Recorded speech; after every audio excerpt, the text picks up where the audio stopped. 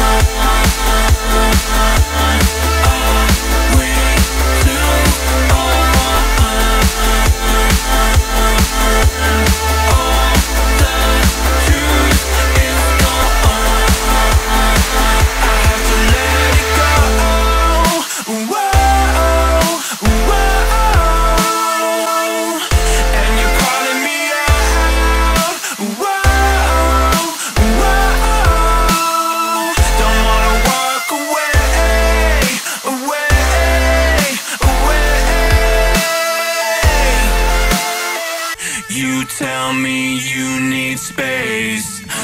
I try to catch my breath. How can I read your mind? So cold to think like this. I got to make the call.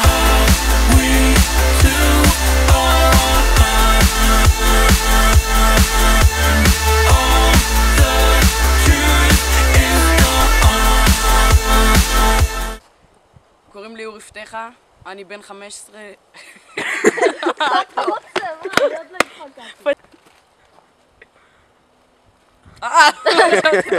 רגע, דבר רגע. מה, תגיד שזה לא... שלום, שמי איתמר קאופמן, אני...